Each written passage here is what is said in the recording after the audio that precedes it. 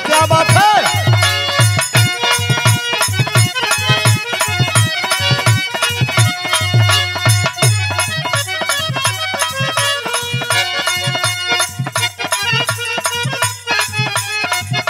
अरे मुन्ना बा बा बा बा, लूट ला लूट ला लूट ला।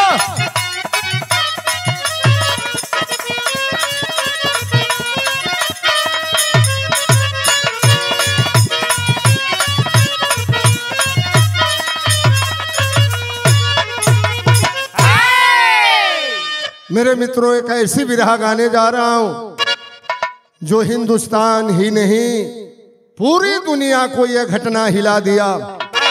मणिपुर में क्या हो रहा है, आज भी मणिपुर जल रहा है। मेरे विरहा सुनने वाले साथियों, यह अत्याचार जुल्म कब तक चलेगा, या धरती मां रो रही है। तो 4 लाइन भूमिका में कवि ने भाव दिया है।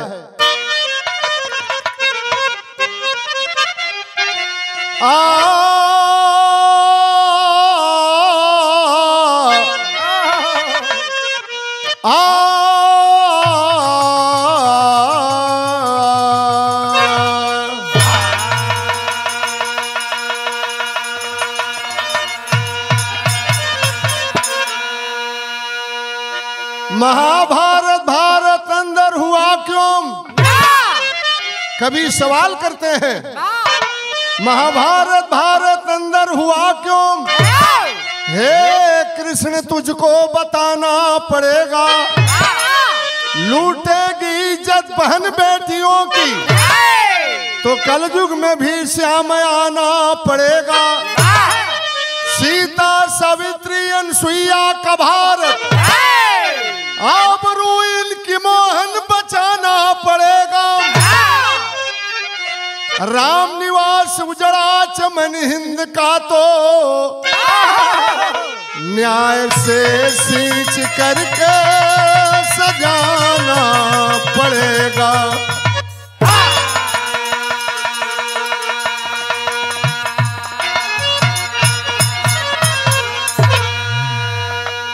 मणिपुर जल रहा है, हमारे देश के नेताओं के कान में जू तक नहीं रेंगता। 80 दिन हो गया, रोज लोग मारे जा रहे हैं, बहन बेटियों की आबरू नीलाम हो रही है। मैं बधाई देना चाहता हूं, शुक्रगुजार करना चाहता हूं न्यायाधीश मानी चंद्रचूड़ जी को, जिन्होंने सरकार को अल्टीमेटम दिया कि 7 दिन के अंदर मणिपुर के ऊपर अगर कोई कार्रवाई नहीं होती है तो अब यह पानी सिर से ऊपर जा रहा है। 7 दिन का सरकार को अल्टीमेटम देता हूं, इसके बाद जो मुझे करना होगा करूंगा। आज जल रहा है मणिपुर, देश जल रहा है, प्रदेश जल रहा है। तो कवि ने भाव लिखा है, तरज कौन हो मास्टर?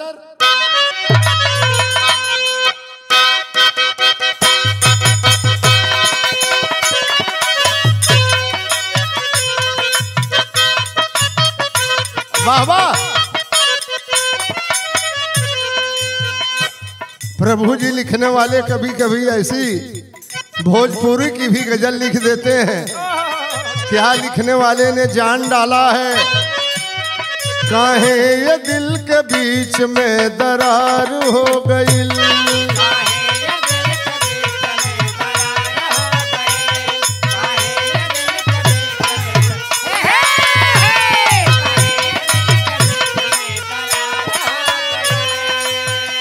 अरे काहे ये दिल के बीच में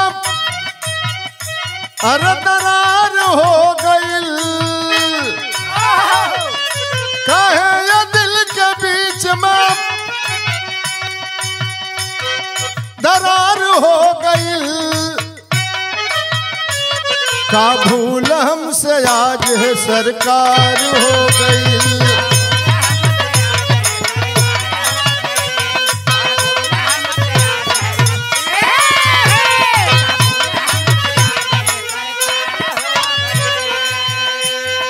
और अभी अभी हमारे स्टूडियो में बैठे हैं गुड्डू यादव जी, टेलर मालिक, मऊ के रहने वाले हैं। बिरहा सुनने के लिए हमारे स्टूडियो में बगल में बैठे हैं, 500 रुपया इन्होंने दिया है।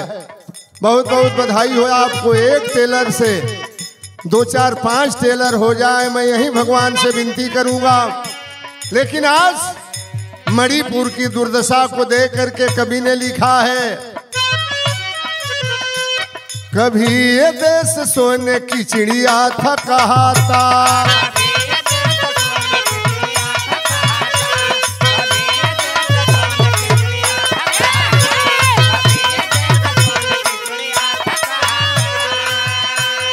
कभी ये देश सोने की चिड़िया था कहाता, कभी ये देश सोने की चिड़िया था कहाता। अरे दुनिया में अपने ज्ञान की पताका उड़ाता,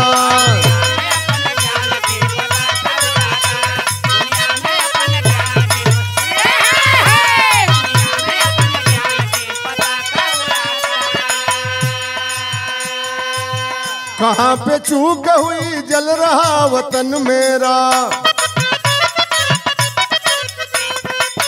खाक में मिल गया हंसता हुआ चमन मेरा। मणिपुर राज में अर्जुन भी मात खाए थे, ये वही मणिपुर है जहां सुमेर जग का घोड़ा छोड़ा गया और मणिपुर में बब्रुवाहन ने उस घोड़े को पकड़ा था। उसी मणिपुर में अर्जुन जी भी गए थे। कैसी सुहावनी वो शहर है, मणिपुर राज में अर्जुन भी मात खाए थे। बब्रुवाहन से लड़ने को यहाँ आए थे, उल्पी नाग कन्या से पुनः दीदार हुआ, जिंदगी पाए पार्थ फिर नया अवतार हुआ। नारी की उंगली से अमृत जहां बरसता था, प्रेम का सागर जिनके हृदय में छलकता था, वहीं की माटी में लोगों ने जहर घोल दिया। प्रेम को छोड़कर नफरत का द्वार खोल दिया। वही मणिपुर है जहाँ उल्पी से दीदार हुआ था अर्जुन जी को, आने का मन नहीं करता था हमारे मणिपुर। आज मणिपुर की क्या दशा है, भाव कवि ने दिया है। तरज कहूंगा मास्टर, आए है सोधी मिट्टी के गवैया बलेसर भाई जब जिंदा रहलन, भोजपुरी के शेक्सपियर बलेसर भाई ये गीत के गाँव में, अरे चदवा चदनिया से प्यार मंगला, अगनैया में नहीं बुलाया नार मंगला।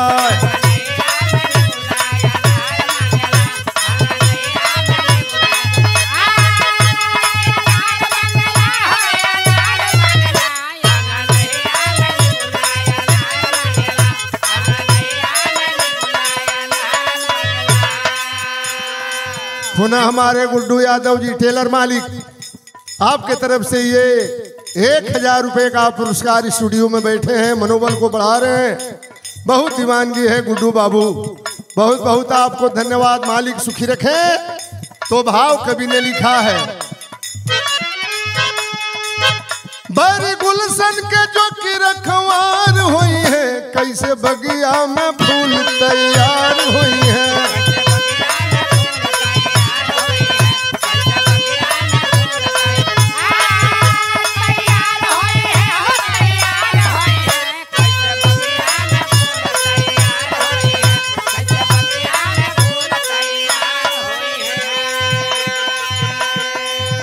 अरे आदिवासी तू की मैं तेरी जाति अंदर, नफरत के बूंद बनी गई समंदर। अरे अपने में ऐसा तकरार हुई है, अरे अपने में ऐसा तकरार हुई है, कैसे बगिया के फूल तैयार हुई है।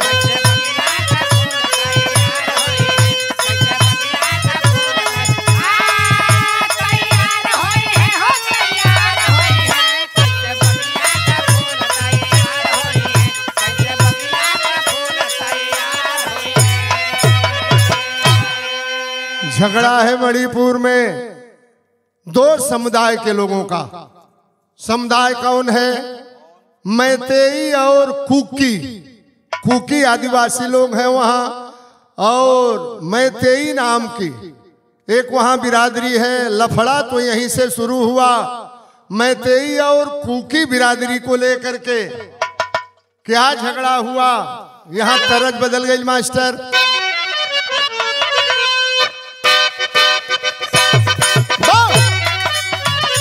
मारो मास्टर, क्या बात है?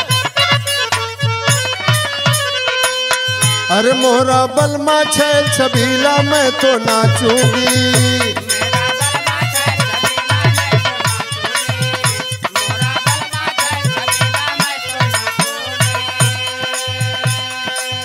सरल बढ़िया भाव भी रहा के बा।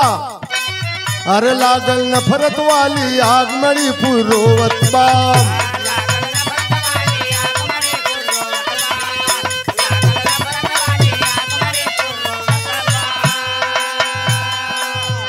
लागल नफरत वाली आग मणिपुर रोवत बा, रोवत बा, रोवत बा।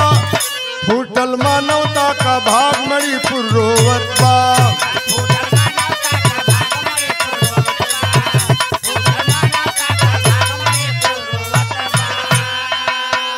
जहाँ हर धर्म के लोग, हर जात के लोग, हर समुदाय के लोग आपस में मिलजुल करके रहते थे, अपने अपने धर्म को मानते थे।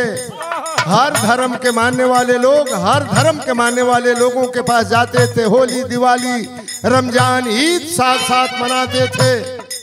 आए है क्या हो गया आज मणिपुर में? खेलल कूदल साथ साथ में वो भइल बेगाना, वो भइल बेगाना। गोली से होली सब खेले, कातिल भइल जमाना, हो कातिल भइल जमाना। फूके फन फैला के नाग मणिपुर रोवत बा, फन फैला के नाग।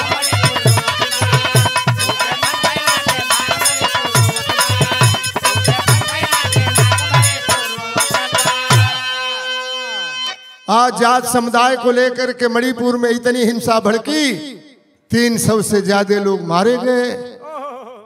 500 लोग हॉस्पिटल में भर्ती हैं। बहन बेटियां नंगी घुमाई जा रही हैं। शासन प्रशासन का कोई ध्यान नहीं।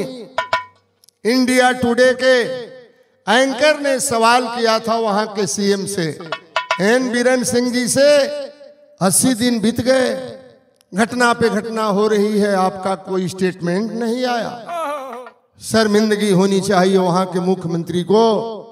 वहां का मुख्यमंत्री कहा था कि ये कोई नई घटना नहीं है, ऐसी घटना तो हर बार इस मणिपुर में होती है। मेरे मित्रों, आज ये हिंदुस्तान रो रहा है, जनता रो रही है।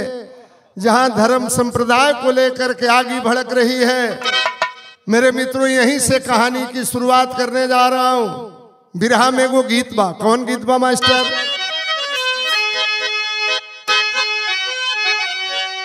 शारदा सिन्हा गीत के गौले रहली।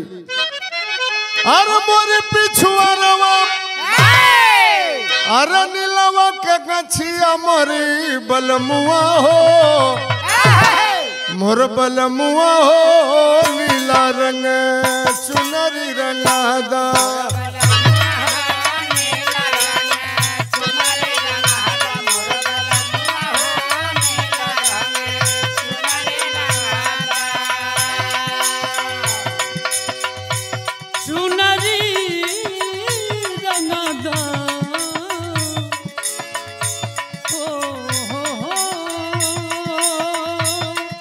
है।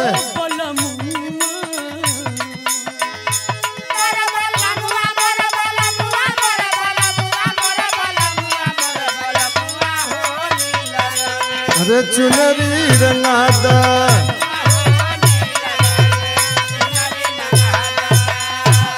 मणिपुर जल रहा था। यहीं से एक कहानी लेकर के चलते हैं, घटना लेकर के चलते हैं।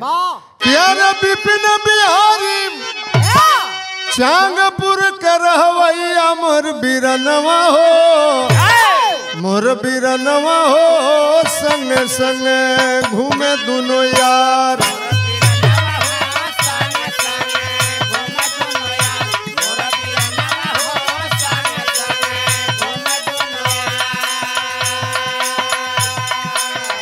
चांगपुर गांव के रहने वाले विपिन और बिहारी दोनों मित्र थे, लेकिन अंतर इतना ही था कि विपिन मैतेई समुदाय से था और बिहारी कुकी आदिवासी समुदाय से था।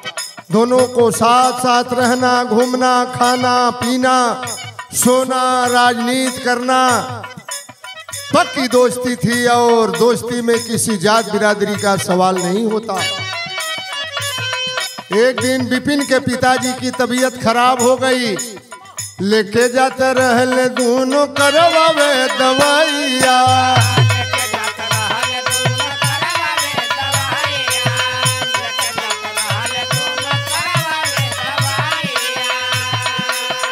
बाबूजी बीमार पड़ गई वही ठैया।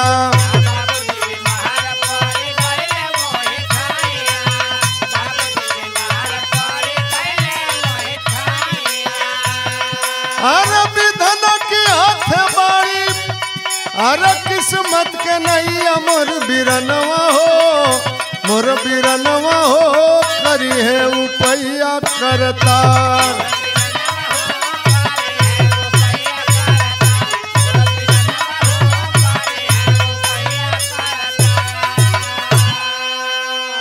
विपिन अपने पिता को लेकर के और अपने मित्र बिहारी को लेकर के पहुंचा हॉस्पिटल में। डॉक्टर ने कहा कि खून की जरूरत है। ग्रुप नहीं मिल रहा था विपिन का, बिहारी का मिल गया। अपना खून देकर के अपने दोस्त के बाप का जान बचाया। विपिन के पिताजी बच गए, लेकिन हॉस्पिटल में उस कुकी समुदाय के बिहारी को आशीर्वाद देते हैं, बेटा जिंदा रहो, और अपने बेटे को समझाते हैं तुम्हारे मित्र ने हमारी जिंदगी को बचाया है, अपने मित्र को कभी जिंदगी में धोखा मत देना। तो टेरी में कवि ने भाव दिया है,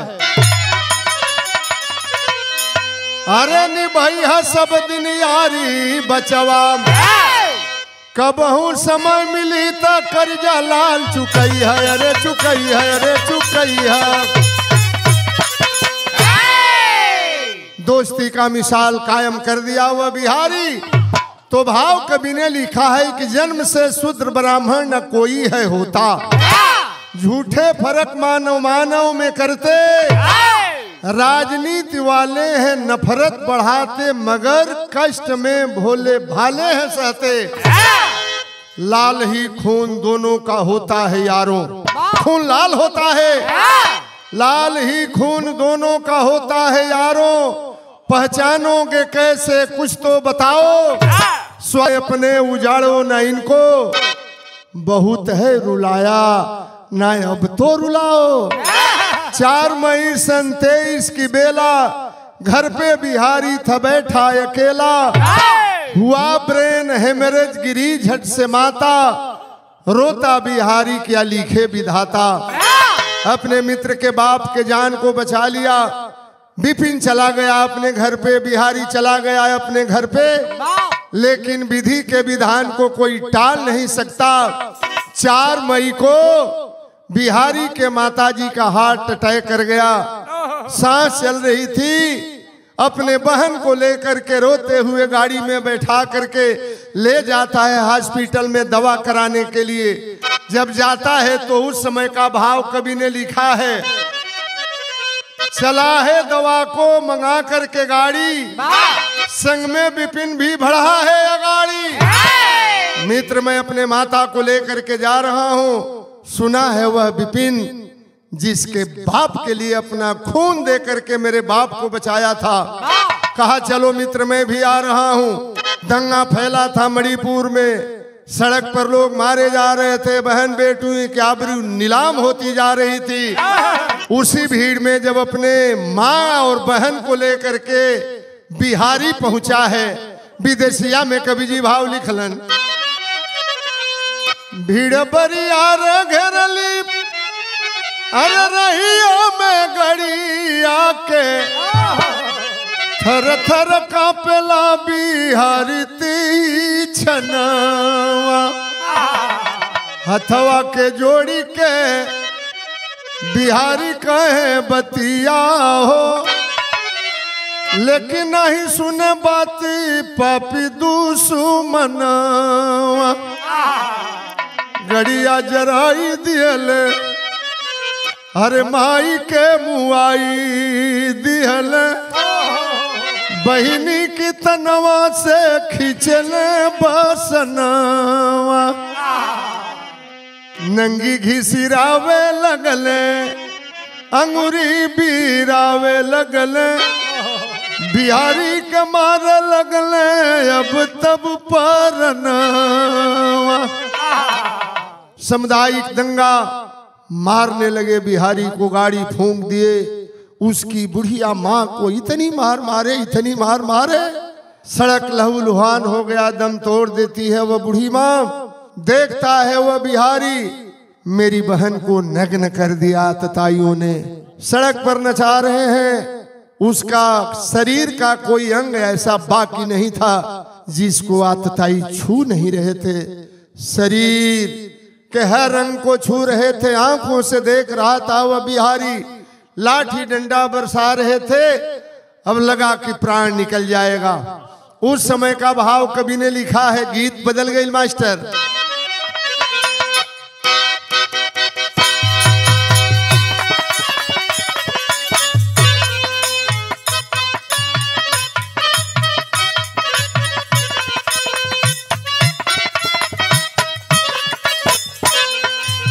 बहन नंगी हो रही है, नचा रहे हैं।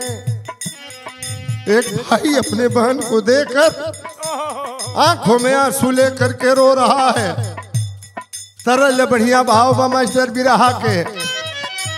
अरे बहिनी आ जईती मऊवतिया, बहिनी आ जईती मऊवतिया, नहीं ससतिया देखती ना।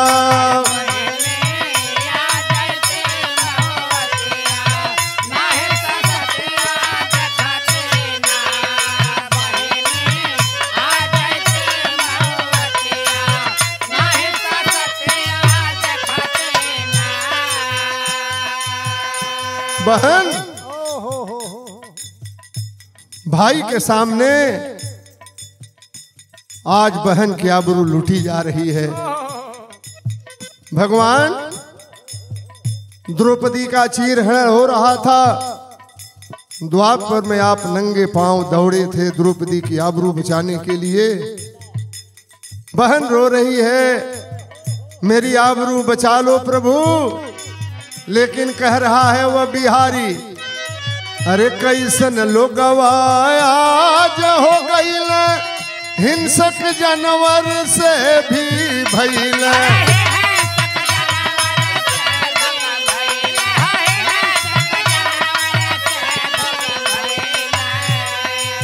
कैसे कहीं आज विपत्तिया, अरे कैसे कहीं आज विपत्तिया, नहीं ससतिया देख के ना,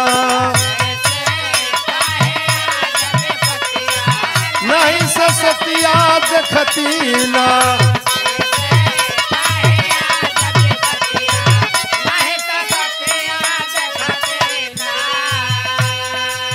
मणिपुर की इंटरनेट व्यवस्था बंद कर दी गई थी। बाहर सरकार और बाहर प्रशासन शासन के लोग रहल सब कर बंद मोबाइल, घटना कतहूँ नहीं भेजाई।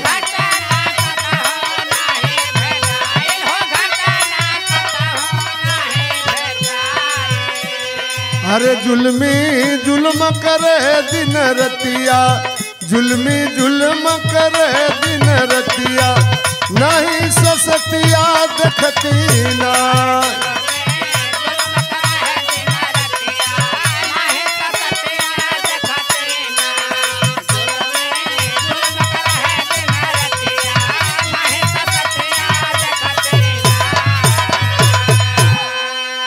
बहन को नंगी कर दिए हैं।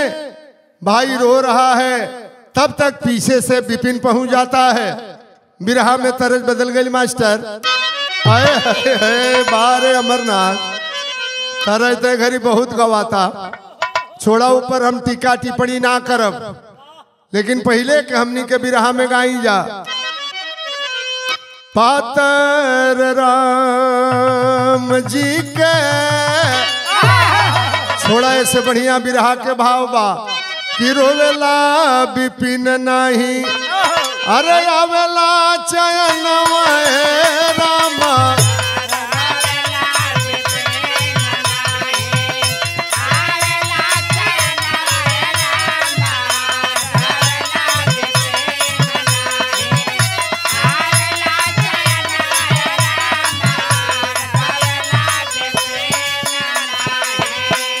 अरे बगला की नाई घूमे, अरे भीड़ में मितनवा रामा। घूम रहा है मेरा मित्र कहाँ है? अरे तबले बिहारी मित्र लौकेला समनवा।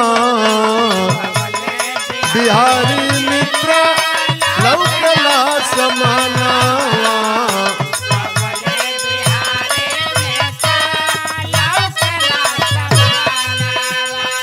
अरे बताब भइल रहे उनकर परनावा।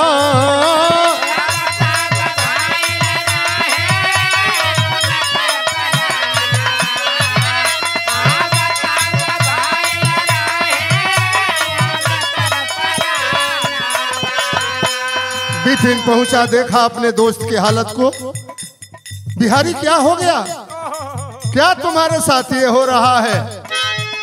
अरे विपिन के देखी कहला अंतिम बा मिलनवा रामा। मुँह सुघुरावे लगले उड़ी गईले परनवा रामा। मुँह सुघुरावे लगले उड़ी गईले परनवा रामा।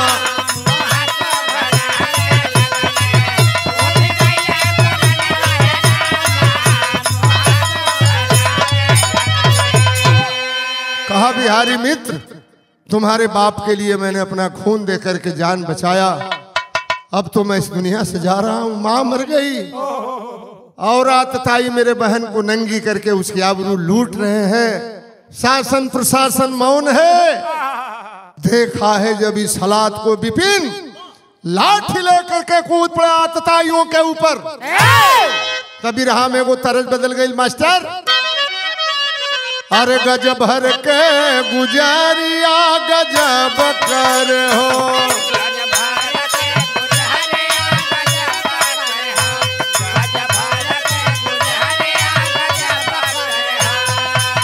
अरे लाठी लेके नौजवान कूद गईल भीड़ में।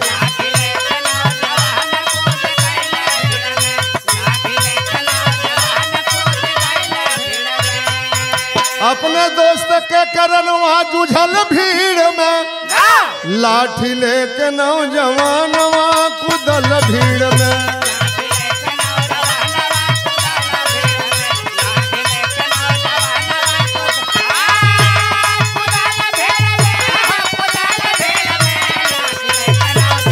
क्या बात है?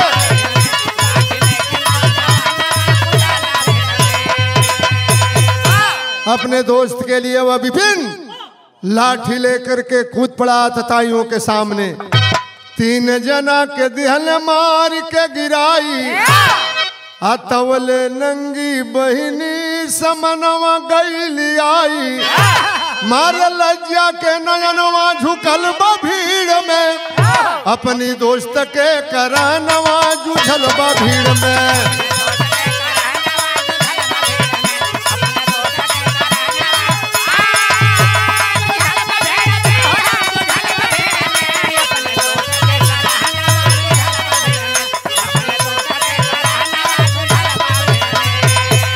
लाठी लेकर के कूद पड़ा। जितनी औकात थी अपनी औकात के हिसाब से 3-4 आतताइयों को लाठी से मार करके जमींदोह कर दिया।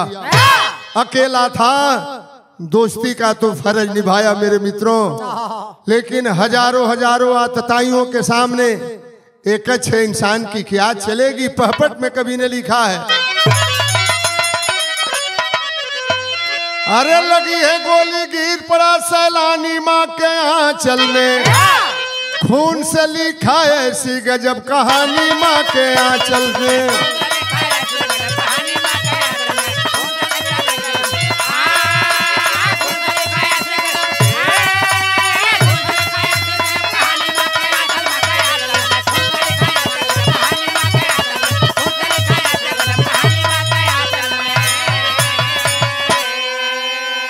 गुड्डू यादव टेलर मालिक, आपने तो आज स्टूडियो में कमाल कर दिया। हजारों हजारों रुपया दे करके आपने मेरा मनोबल बढ़ाया है गुड्डू बाबू, बहुत बहुत आपको धन्यवाद। जिंदगी के हर मोड़ पर भगवान सफलता दे, लंबी उम्र दे, एगो टेलर से 4-5 गो टेलर और हो जाए, ये माँ भवानी का आशीर्वाद लगे। लेकिन कभी न लिखा है कि जब जब चीर नारी के भारत अंदर हुई है हो, तब तब कुंवर कन्हैया आया के महाभारत रचवई है हो। अरे बचे न पई है कई के दुष्ट शैतानी माँ के आंचल में, अरे जगह भवानी हिंगलाज महारानी माँ के आंचल में, जगह भवानी हिंगलाज महारानी माँ के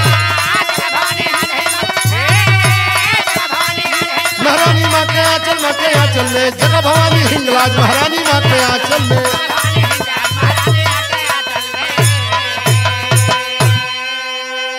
ऐसी नंगी नाच आज भी मणिपुर में हो रही है। शासन प्रशासन के लोग मौन हैं।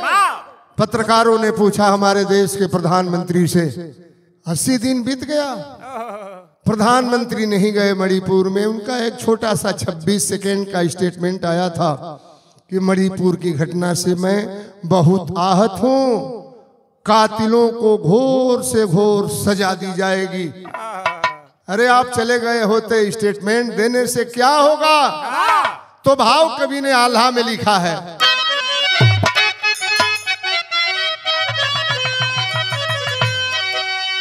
अरे चिड़िया खिंचाइल सभा बीच द्रौपदी के, कौरव पांडव बीचे भइल जंग बरिया। अरे नंगा कैल गई फूलन देवी गौआ में, अरे बेहमई में मचल तहिया गोली धुआंधार। अरे मणिपुर में अबला घुमावल जाली नंगी, अरे पूरे देशवा में मचल बाटे हाहाकार। अरे कहाँ सुती गईला है कुंवर कन्हैया, अरे सोने के चिड़ैया आज रोवे लाचार। अरे मौन होई गईले काहे शासन प्रशासनी, मौन काहे होई गईले शासन प्रशासनी। भूमि होई बहरी आज भइल सरकार, कुकी समुदाय चाहे मैं दई के होवे। अरे नफरत के करत बड़ा काहे कारोबार। अरे 2.5 अक्षर प्रेम के कबीर जी सिखवाल, सिखल न बीत गईल बरिस हजार। पुनः गुड्डू बाबू स्टूडियो में बैठे हैं, मऊ जनपद के करोड़पति यादव और हमारे शिष्य धर्मेंद्र यादव के आप परम मित्र हैं, इनके जीजा भी हैं। आपके तरफ से प्यार सम्मान मिल रहा है। अभी भी हमारे शिष्य ने गाया एक बहुत बढ़िया कांड बाबा धाम के ऊपर, जरूर आप लोग सुनेंगे। जो भी हम गाते हैं आप लोग सुनते हैं, कमेंट करते हैं, शेयर करते हैं। यह मैं बिरहा जवाहर फिल्म्स के बैनर तले जिसके प्रोपराइटर हैं कमलेश यादव जी, उनके स्टूडियो में मैं यह बिरहा गा रहा हूँ। आप लोग पसंद करेंगे और हमको आशीर्वाद देंगे। आखिरी लाइन में कवि का भाव है,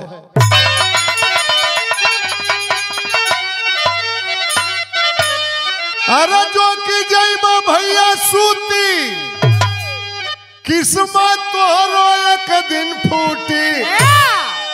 लूटी ली है सब लुटरवा बजा के बजना, लूटी ली है सब लुटरवा।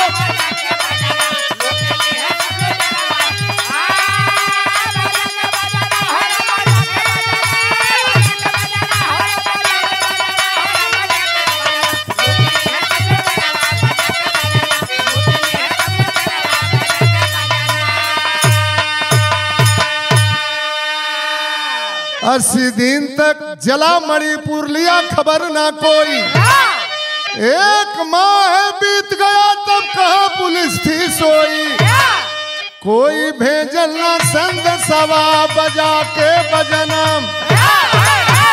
इसलिए कवि जी का नाम है इस देश की जनता से कि सीएम जी की बात को सुन के हिंद की माटी रोती। घर को फूंक तमाशा देखे शर्म न उनको होती। अरे गोटी बैठा में तवा बजा के बजना।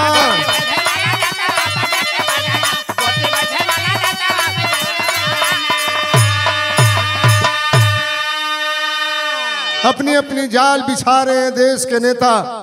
कैसे हम 24 का चुनाव फतह करेंगे। आखिरी लाइन में कवि का भाव है और ये पुनः 500 रुपए का पुरस्कार गुड्डू यादव टेलर मालिक। क्या बहुत पैसा आपने दिया। स्टूडियो में बैठ करके बहुत बहुत आपको धन्यवाद। आप सबको बहुत बहुत नमस्ते प्रणाम। धर्मेंद्र बाबू को धन्यवाद, जितेंद्र बाबू को धन्यवाद, पन्ना बाबू को धन्यवाद, अमरनाथ जी को और छोटू जी को, धनंजय जी को। हमारे शिष्य बैठे हैं राम कुमार यादव जी और हमारे बगल में बैठे हैं बहुत अच्छे चालक हैं बहादुर। आपको भी बहुत बहुत धन्यवाद। गुड्डू बाबू को धन्यवाद। आखिरी लाइन में भाव है कुसुमपुरा गुरु जदू देव भोला पूज्य हमारे। बाला गंगा शिव दर्शन के संकाशी रंग पसारन। आरन भैया सब दिन यारी बचवा। सुरेंद्र राम निवास भारत के लाज बचैया। निभैया सब दिन यारी बचवा। निभैया सब दिन यारी बचवा। हो हो हो हो हो।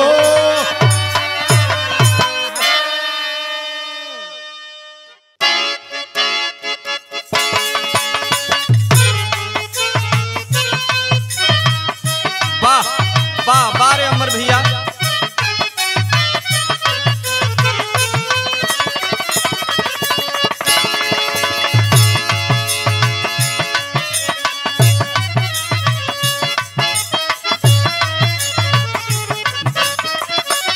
ओ हो बारे पन्ना भैया।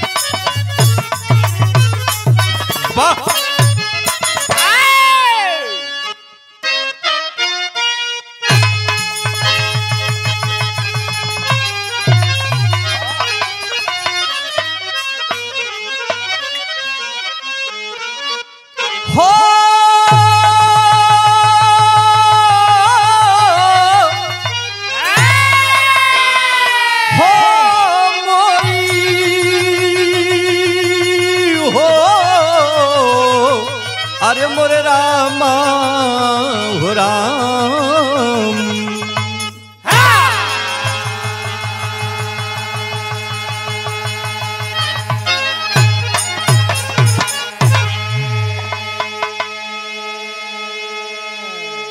अच्छा बाबूजी, आज फिर से एक बार आप लोगों के बीच में एक नया कांड, नया बिरहा लेके प्रस्तुत भइल हैं। आज दिल बड़ा द्रवित है, बड़ा दुख लेकर के इस कांड और बिरहे को गाने के लिए आया हूं। आदरणीय हमारे बड़े भैया कमलेश यादव जी के देखरेख में ये कांड हो रहा है। हम गायक सोहन लाल यादव वाराणसी आप लोगों का करबद्ध विनती करते हैं कि जैसे आप लोगों ने पहले बिरहा को प्यार दुलार दिया, उसी प्रकार इस कांड को आप लोग प्यार दुलार देंगे। 4 लाइन भूमिका पर गौर करेंगे, कैसी कहानी है और कहां की कहानी है, कलेजा एकदम गनगन गनगन हिल रहा है। जरा गौर करेंगे 4 लाइन भूमिका पर मास्टर।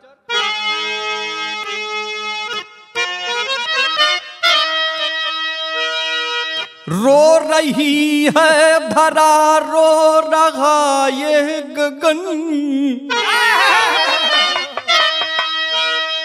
आज हैवानियत हद से ज्यादा गुजरने लगी।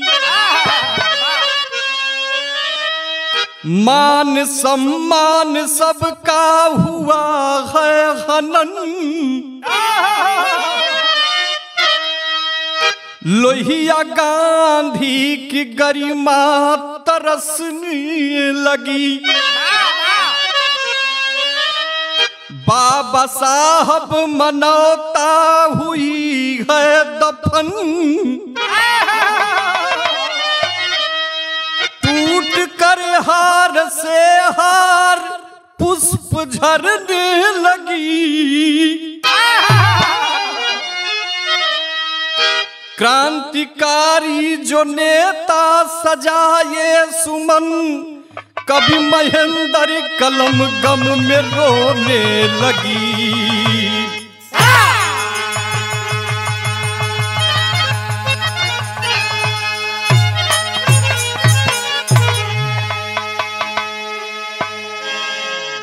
टूट कर हार से हार कर पुष्प गिरने लगी। क्रांतिकारी जो नेता सजाए चमन, कभी महेंद्र कलम गम से रोने लगी। ए बाबू, इम्फाल मणिपुर में एक ऐसा कुकर्म और ऐसा कुकित कार्य हुआ जिसको देखने के बाद ये कलेजा द्रवित हो गया। हाय रे इंसानियत, इंसानियत आज विधाता सारी इंसानियत को भूल करके कहां भूल बैठा है। कौन सा इंसान किसके साथ कौन सा कर्म कर देगा इसका कोई ठिकाना नहीं है। पूरा हिंदुस्तान शर्मसार है। इस मणिपुर की कहानी को देखने के बाद सोशल मीडिया पर पूरे हिंदुस्तान के लोगों के आंखों में आंसू है। उन उन्मादियों ने हमारी मां बहन के साथ क्या किया है, इस कहानी में गौर करेंगे। कव्वाली का टुकड़ा लगल मास्टर।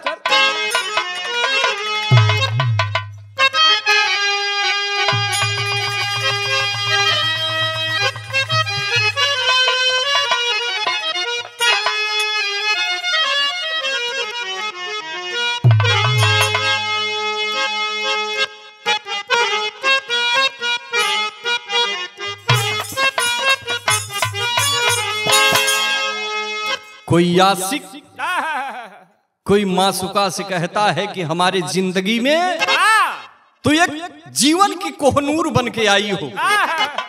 क्या कहता है कि आई हो मेरे जिंदगी, आई हो मेरे जिंदगी में तुम बहार बनके, आई हो मेरे जिंदगी।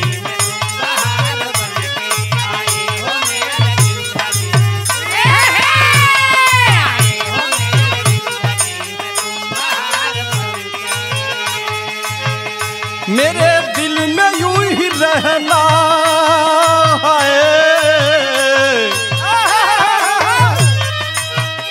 मेरे दिल में यूं ही रहना, तुम प्यार प्यार बनके आए हो मेरे जिंदगी में तुम बहार। आए हो मेरे जिंदगी में तुम बहार बनके, आए हो मेरे जिंदगी में तुम बहार बनके।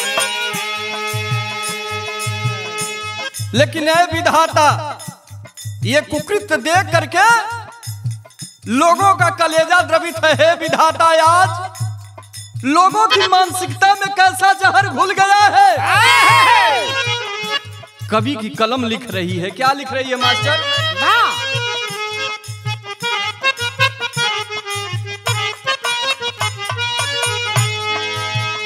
हैवानियत की हद को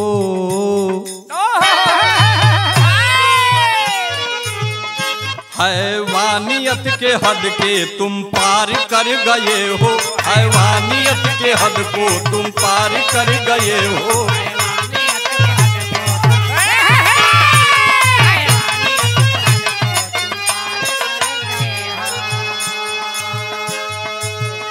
इंसानियत की सीमा है, इंसानियत की सीमा तुम पार कर गए हो, हैवानियत की सीमा तुम पार कर गए हो।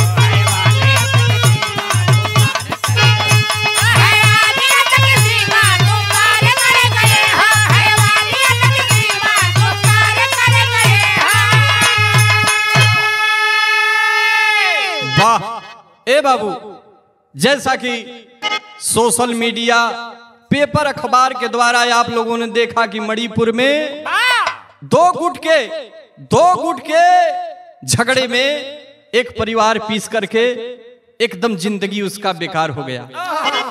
ए बाबू, आरक्षण को लेकर के लोगों ने जुलूस निकाला, एक समुदाय जुलूस निकाला उस मणिपुर की धरती पर।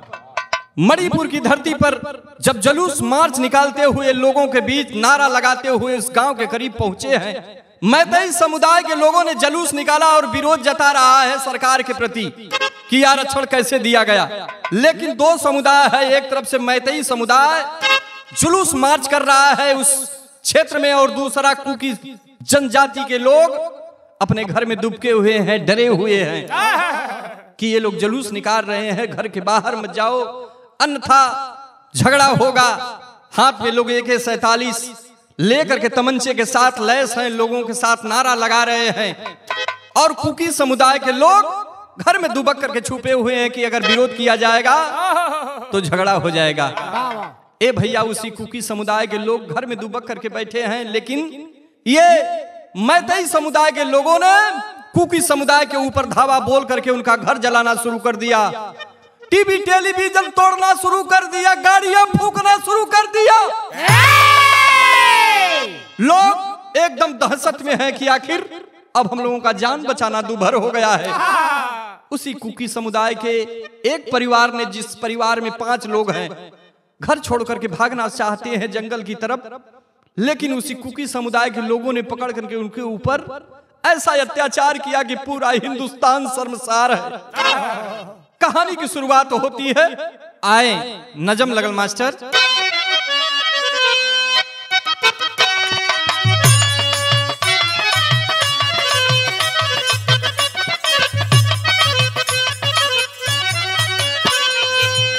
राणा प्रताप नेता सुभाष की ये धरती, सरदार भाई वल्लभ पटेल जी से कहती, इसी वतन के कारण इस्लामी ना कबूले, फतेह सिंह जोरावर की याद कैसे भूले, इसी वतन में ऐसा कुकृत्य हो रहा है, ये विश्व करता निंदा प्रकृति भी रो रहा है, इम्फाल मणिपुर के वीरेन मुख्यमंत्री, आगी में जलती जनता सोते है सुख में संतरी।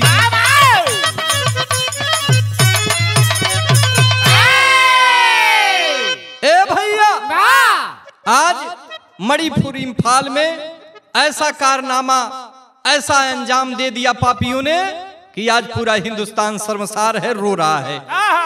ए बाबू, लेकिन भाई लहका मास्टर गीत लग गई।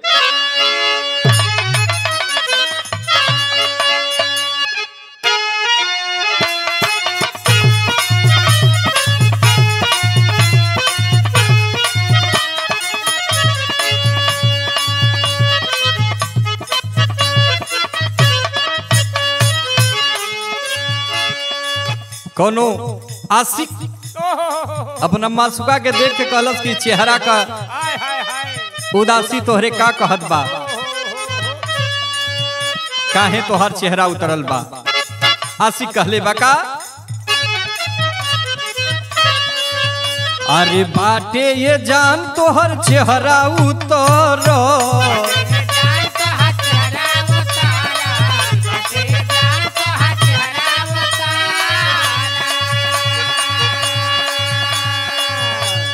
लागेला काम तोहर कवनो बिगड़,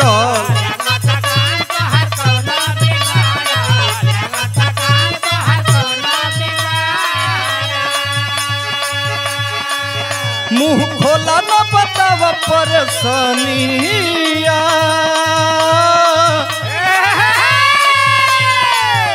अरे बॉम्बे में लेके मकानिया रखले बा दुगो नचनिया। जियो जियो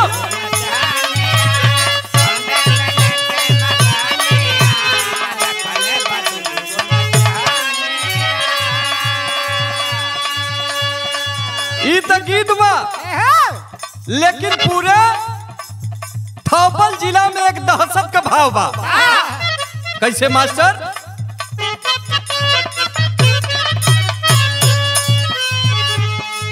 यही दहशत में लोग राजनीति का भी रोटी सेकत बा। कैसे सेकता? अरे कुर्सी के लोग सुना झगड़ा बढ़वलो,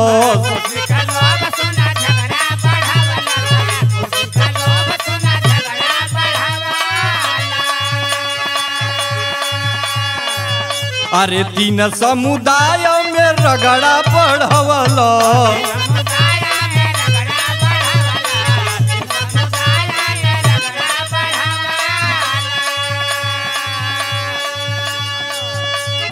ये देखें इनाम मिला है आदरणीय हमारे बड़े भैया धर्मेंद्र यादव जी, बिरहा के बड़े ही सुंदर कलाकार जिनका चर्चा पूरे बिरहा जगत में है। हमारे बड़के भैया धर्मेंद्र भैया के आप जीजा जी हुए गुड्डू यादव जी, भैया की ओर से ये 1000 रुपया दे करके आपने आशीर्वाद दिया है। आपके श्री चरणों में प्रणाम, हमारा प्रणाम पहुंचे, ये आशीर्वाद प्यार दुलार मिल रहा है। कैसे मास्टर?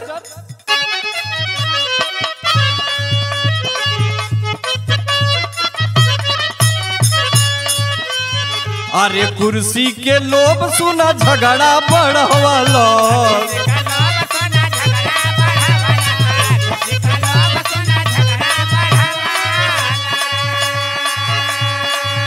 अरे तीन समुदाय हर रगड़ा करवलो,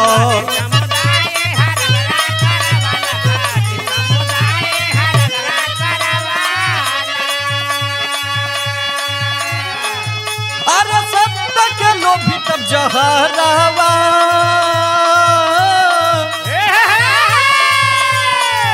अरे सत्ता के लोभी तब जहरावा, अरे मुख्यमंत्री बीरन के पहाड़ावा, खुनवा के उमड़ल पहाड़वा,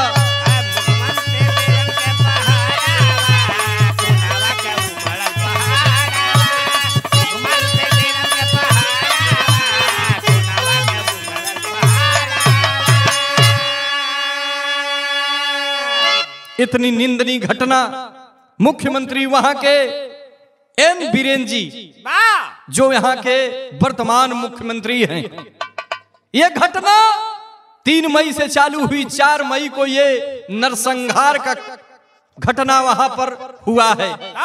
लोगों का घर फूकना, लोगों का टेलीविजन फूक देना, गाड़ियां फूक देना, पूरे मणिपुर में एक दहशत का लहर है। लोग सहम गए हैं कि आखिर ये क्या हो रहा है। लोग दहले हुए हैं। ए बाबू, हाथ में AK-47 है, जो मुड़ी उठाने का काम करता है उसे गोलियों से भून देना। वाह, क्या मानवता है। यह हिंदुस्तान रो रहा है कि आखिर इस हिंदुस्तान में जहां लोग सोने की चिड़िया कहते हैं, विश्व गुरु का उपाधि देते हैं इस हिंदुस्तान को, उसी हिंदुस्तान में माँ बेटियां सुरक्षित नहीं है। सरेआम नंगे घुमाना, सरेआम सामूहिक बलात्कार करना, देश के राजनेताओं के आंख में क्या चला गया है ये देखना नहीं चाहते या देख नहीं पा रहे हैं। देश के राजनेताओं से हमारा सवाल है कि अपनी आंखें खोल करके देखो, हिंदुस्तान की जनता जिस दिन जाग जाएगी तुम्हारी गद्दी हिल जाएगी। ए बाबू, लोग दहशत में हाथ में AK-47 लेकर के मैती के समुदाय के लोगों ने कुकी समुदाय के ऊपर कहर ढा रहे हैं। कैसे ढावत हों गीत लगे मास्टर।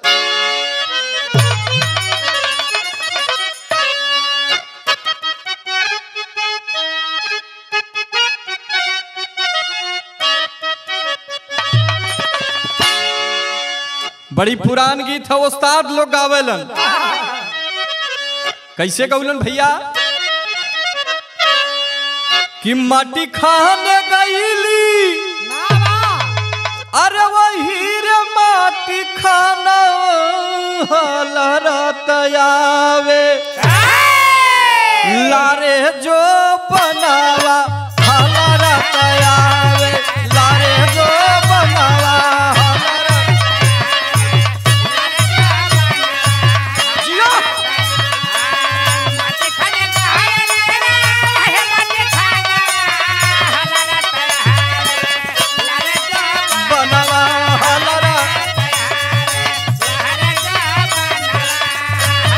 बारे पन्ना भैया,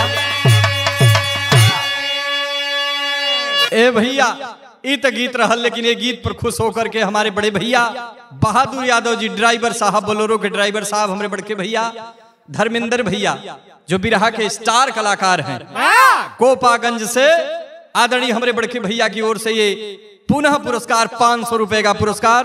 दोनों भैया के बहुत बहुत प्रणाम, सब भैया उनके प्रणाम बा। कैसे मास्टर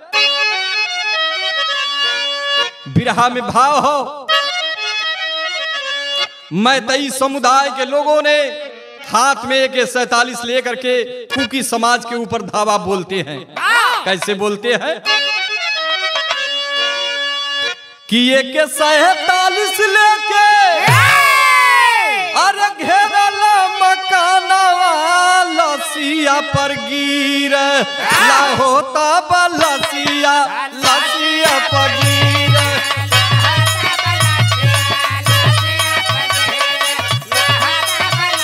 जियो जियो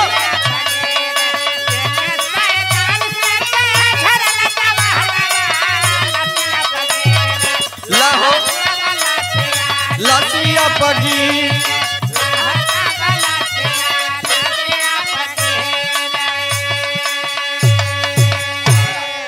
ए भैया, मैतई समुदाय के लोगों ने कुकी समुदाय के लोगों के ऊपर कहर ढाना शुरू कर दिया।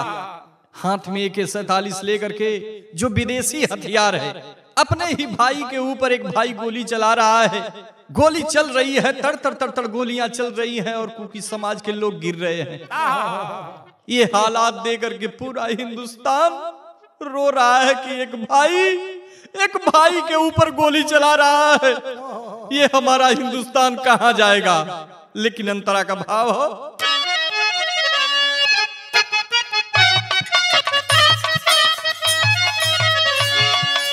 मैतई समुदाय का बयागिया लगावाला,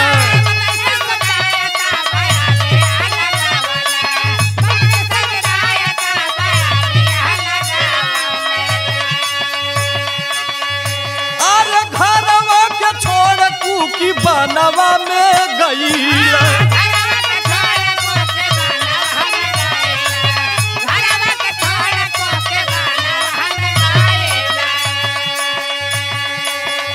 घर छोड़ करके भाग रहे हैं, जान बचा रहे हैं, लेकिन ये बाबू भयल का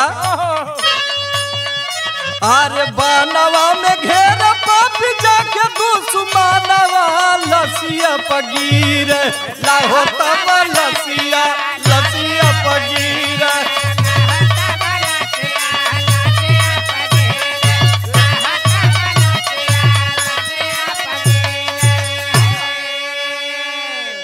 जैसा कि एक परिवार के 5 सदस्य हैं, 2 आदमी हैं, 3 औरतें हैं, जिसमें पिता 60 वर्ष के हैं और एक महिला है जो 29 साल की है। एक बहन है जो 18 से 20 साल की उम्र में है। एक भाई है 20 साल 21 साल का, जान बचा करके जंगल की तरफ भाग रहे हैं, लेकिन कुकी समुदाय के लोग मारे जा रहे हैं। ये लोग जान बचा करके जंगल की तरफ भाग रहे हैं, लेकिन मैतेई समुदाय के लोगों ने देख लिया कि ये कुकी परिवार भाग रहा है जंगल की तरफ जान बचा करके। जाकर के लोगों ने घेराबंदी करके पकड़ लिए और पकड़ करके अत्याचार उस परिवार के ऊपर करना शुरू कर दिए। बाप विरोध करता है, बाप के सीने के ऊपर गोलियां दाग दिए। ऑन द स्पॉट बाप गिर करके वहीं इस दुनिया को छोड़ करके अलविदा हो गया। उन उन्मादियों ने उस बहन के ऊपर इशारा करते हैं कि अरे ये तो बहुत सुंदर है, जा करके कपड़ा फाड़ना शुरू कर दिए और उस बहन के साथ सामूहिक दुष्कर्म करने की प्रयास कर रहे हैं, करना चाहते हैं। तब तक वो भाई नौजवान है, बोल पड़ा कि अरे रुक जाओ, रुक जाओ, मुझे गोली मार दो लेकिन मेरी बहन को छोड़ दो। लेकिन वो पापी नीच गद्दार नहीं माने, उस बहन के इज्जत के साथ खिलवाड़ करना शुरू कर दिए। उसके कपड़े को तर बितर करके एक बगल में ला करके खेत में सामूहिक बलात्कार करते हैं। अगर भाई विरोध करता है, भाई विरोध करना चाहता है तो उसे गोलियां दागते हैं। ए भैया, उन्मादियों ने अपना दरिंदगी कर ही दिया, उस बहन के साथ सामूहिक बलात्कार करते हैं और 3 महिलाएं हैं, तीनों के तन से कपड़े को उतरवा देते हैं। भाई को विरोध करने पर गोली मार देते हैं। 3 महिलाएं हैं और रोड पर लेकर के नंगी बदन, वाह वाह रे हिंदुस्तान, यही हमारा हिंदुस्तान है जिसे विश्व गुरु की उपाधि मिलती है, जहां नारी को लक्ष्मी का दर्जा दिया जाता है। यही हिंदुस्तान है जहां पर आज 3 नारियां रोड पर सरेआम, हजारों की भीड़ है, तन पर एक भी वस्त्र नहीं है, घुमाया जा रहा है। भगवान भी देख करके आज शर्मसार है। कैसे मास्टर?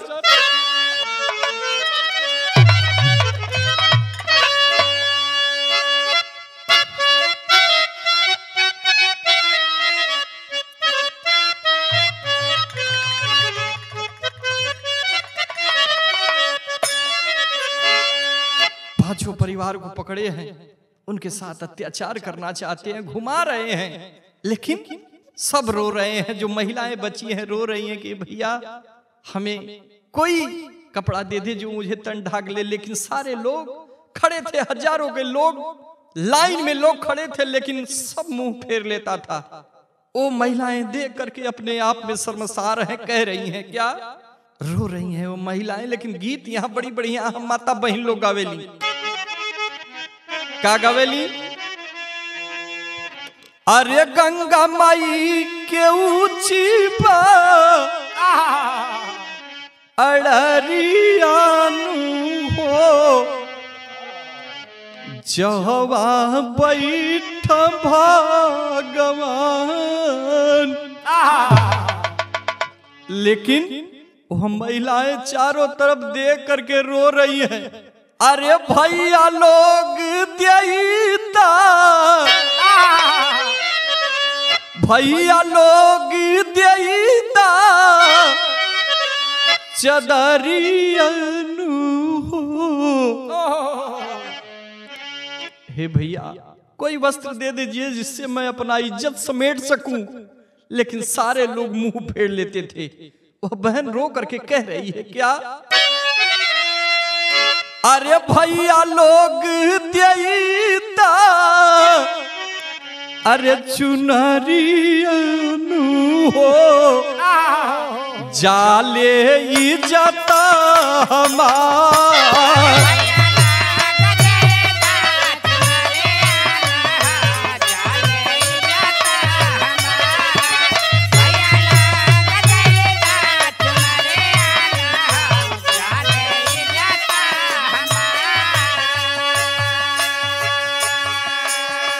लेकिन कोई उस बहन को सहारा देने के लिए तैयार नहीं है। आज वो बहन चारों तरफ अपनी नजर घुमा रही है, लेकिन अपने ही इज्जत से वह लाचार है, उसकी नजर झुकी हुई है।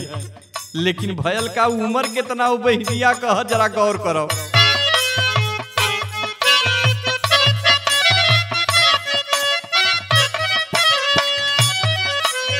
18 बारिशवा कर रहली उमरिया,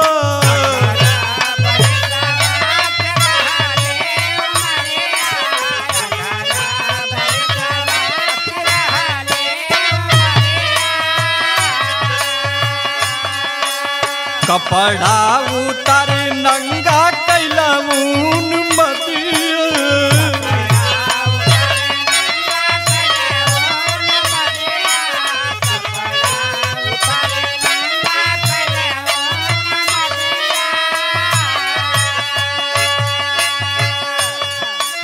गंगा रे पकैला दे घरियानु हो, गंगा रे पकैला दे घरियानु हो, इज्जत लुटले हमार, इज्जत लुटला हमार।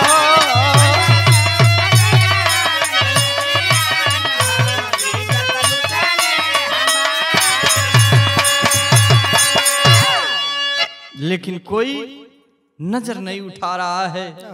उन उन्मादियों के सामने कोई एक वस्त्र नहीं उठा करके उन बहनों को दे रहा है कि अपना तन ढाक सके। ये हालत देख करके कवि की लेखनी, कवि की कलम थर्रा गई। क्या लिखते हैं कवि टेरी में?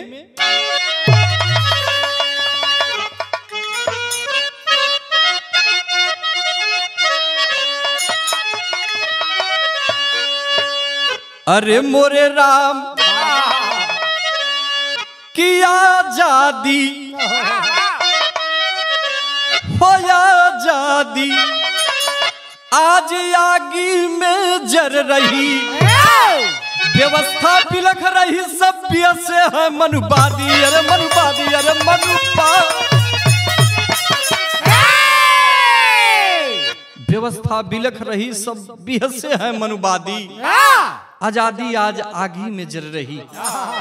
ये हिंदुस्तान का संविधान और हिंदुस्तान के लोगों का विचार क्या है, आज ये हिंदुस्तान देख करके जल रहा है। ए भैया, लेकिन वो बहनिया आज लाचार बा, इज्जत लुटिए गई। लेकिन आज लाचार बा वो भैयन से एक बात और कहलस। का कहलस? हाथ जोड़त बा, रोवत बा, कहत बा,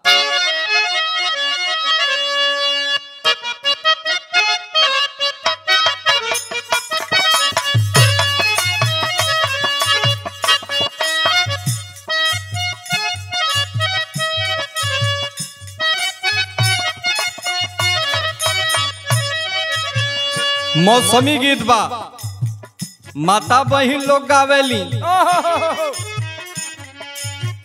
रुनझुन खोला न हो केवड़िया, हम विदेशवा जइबना,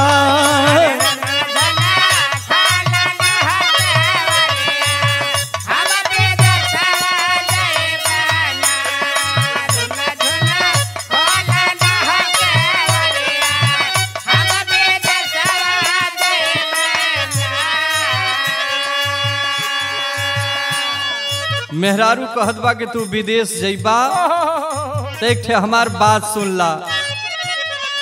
जो तो हु राजा जी विदेशवा जइबा ना,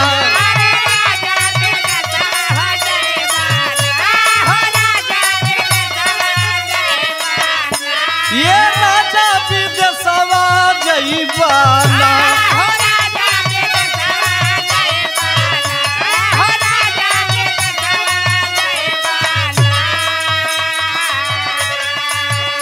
कि हमारे बाबा के बोलावाईदा, हमारे बाबा के बोलावाईदा, हम नहीं हरवा जइबाना,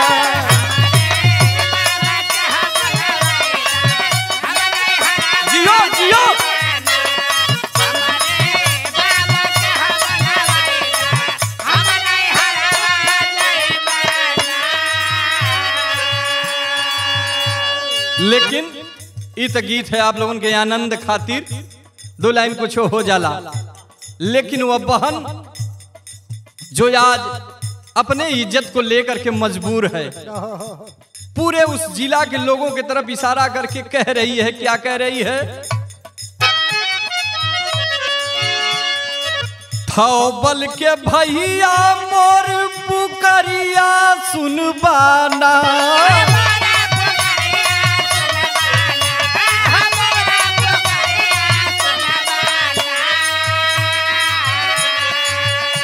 ये भैया पुकरिया सुनबाना,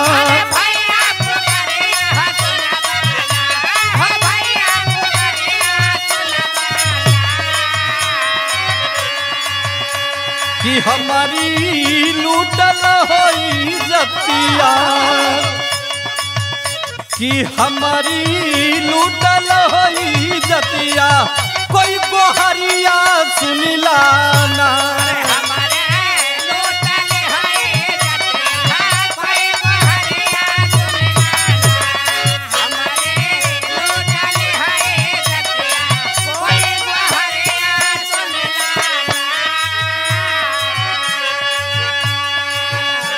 वह बहन लोगों के बीच इशारा कर रही है कि जैसे महाभारत में द्रौपदी ने भगवान श्री कृष्ण आ करके उस बहन की आबरू बचाए थे, अगर कोई कन्हैया बन करके इस बहन की आबरू बचा ले तो आज इस जिंदगी का एक नया मोड़ मिल जाएगा, नहीं तो अब जीना दुभर हो गया है, अब जीने का कोई फायदा नहीं है।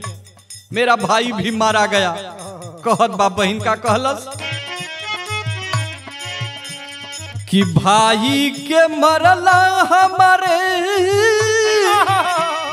कटल महुरिया फेंकलना, ये भैया महुरिया फेंकलना, कि हमारी नंगी बासारिया, हमारी नंगी बासारिया, कोई चदरिया दे दाना। वाह वाह,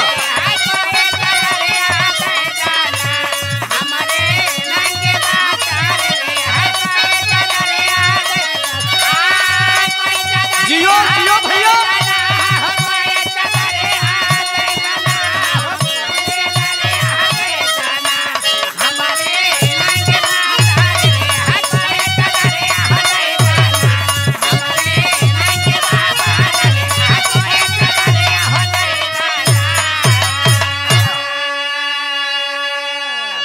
बहन रो करके सबके सामने इशारा कर रही है, लेकिन कोई उस बहन का मदद करने के लिए सामने नहीं आ रहा है।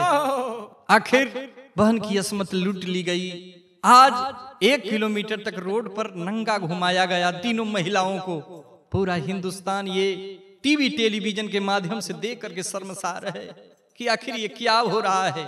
सबसे पहले राहुल गांधी जी ने ट्विटर पर संदेश दिया कि ये बड़ा ही निंदनीय कार्य किया गया है, जो मणिपुर में ये कार्य बहनों के साथ किया गया है, बड़ा ही निंदनीय और बड़ा ही सर्वनाक काम है। पहपट में भाव कहत हूं मास्टर का,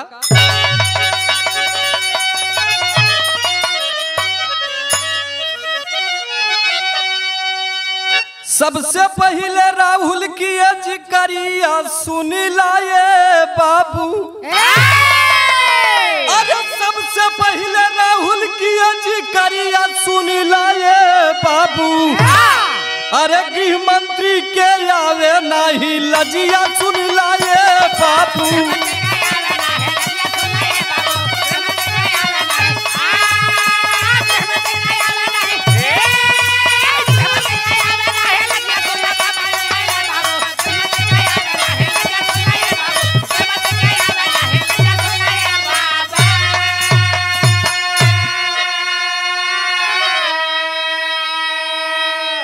देश के नेताओं के ऊपर पूरे हिंदुस्तान की नजर उठ रही है, अंगुली उठ रही है। चाहे देश का गृह मंत्री हो या देश का प्रधानमंत्री हो, देश के लोगों ने कह दिया कि अगर देश नहीं संभलता है तो इस्तीफा दे दो। लेकिन उन राजनेताओं के कान में जू नहीं रेंग रहा है। ये कहानी 3 मई से चालू हुई। 4 मई को यह घटना मणिपुर में कहर बन करके ढह गई, लेकिन 77 दिन तक सोशल मीडिया के माध्यम से इस घटना को दबाया गया, लोगों के बीच उजागर नहीं होने दिया गया। लेकिन 77 दिन के बाद ये चर्चा बन करके आज पूरे हिंदुस्तान में भ्रमण कर रही है। भयल का 77 दिन बीत गइल बा, चर्चा नहीं आइल हो। अरे देखी देखी हालात सभी का, मनवा तब गुस्सुल हो। अरे इस्तीफा के देना मोदी यही घरिया, सुन लाए बाबू। और रोवा तिरंगा देशवा का पगड़िया, सुन लाए बाबू।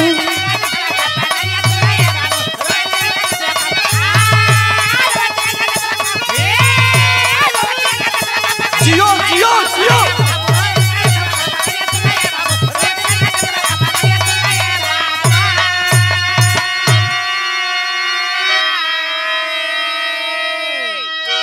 एक ही आवाज हिंदुस्तान के लोगों की है कि इस्तीफा दे दो। अगर ये देश नहीं संभलता है चौकीदार साहब, तो इस्तीफा दे दो। तो आल्हा में भाव लिखल गई मास्टर।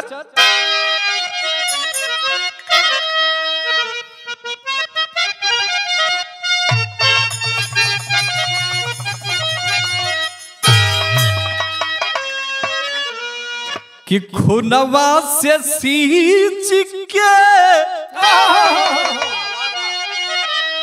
याद करिए जो महापुरुषों ने अपना बलिदान दे करके इस हिंदुस्तान को आजाद कराने का काम किया है। आज उनकी आत्मा स्वर्ग में बैठ करके रो रही होगी। कैसे मास्टर? कि खुनवा से सींच के अरे आजादी जे दी अवलस भैया,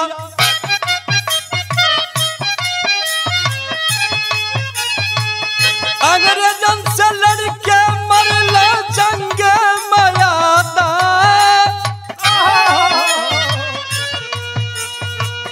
फूलवा कहार जे की फांसिया के जनलस पंचो। धन्य बाबा साहब लिखी देहला संविधान। जनता के मोदी से तब मोदी नहीं जीतल बाबू। ईवीएम मशीनिया मोदी का भगवान।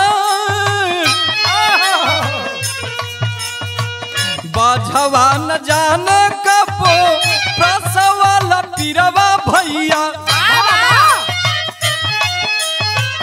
सत्ता के मोह में तू गैला पगला।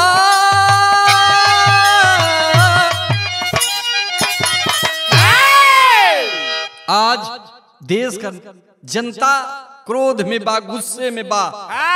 जवन आवत बा तवन कहत बा। लोग इतना सर्वनाक और निंदनीय कार्य को देखने के बाद ये देश की जनता देश के राजनेताओं के ऊपर उंगली उठाती है कि का कैला। चौकीदार हूं चौकीदार हूं चौकीदार हूं। अपने ही लोग आकर के चोरी करके चले जाते हैं। कौन सा चौकीदार कहां सोया है? गौर करिएगा। खड़ी का भाव हो मास्टर।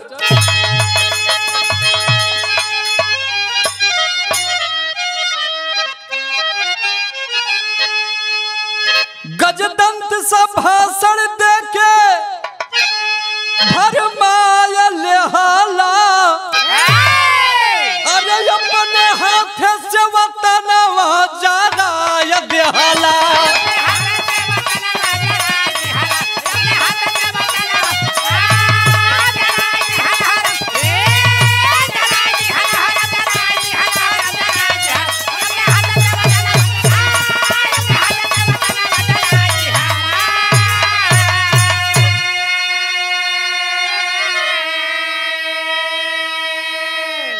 गज दंत सा भाषण दे के भरमाए लेहला।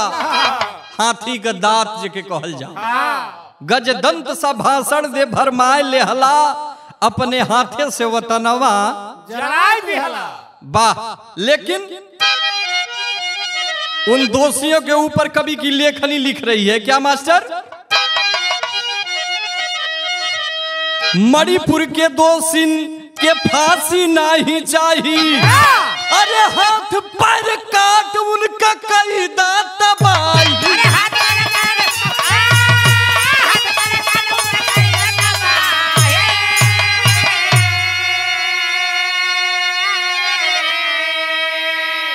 अरे वतन के यान पर करीखा लगाई दिहला, अरे अपने हाथ से वतनवा जलाया दिहला।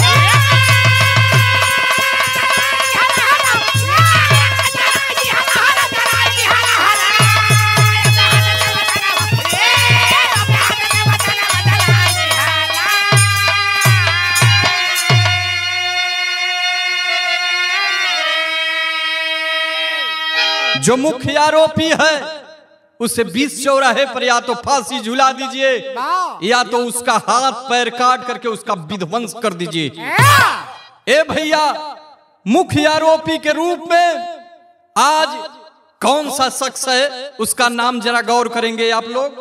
मुख्य आरोपी के रूप में खुर्रम हीरोदास जो इस आरोप में संलिग्न है, जो मेन हाथ में AK-47 लेकर के लोगों का खून कर रहा है, वो खुर्रम हीरोदास को आप फांसी पर सरेआम चौराहे पर झुला दीजिए, तब इस हिंदुस्तान के मन में शांति आएगी। आखिरी भाव है, जय जखाड़ गुरु जद्दू पर सिद्धन स्वर्ग के बासी,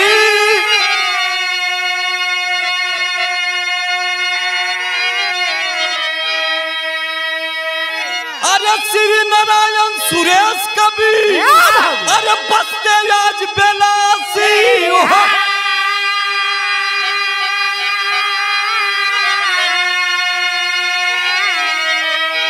आजादी आज आगी में जल रही, सोहन महेंद्र पाल न सही है बर्बादी। आजादी आजादी में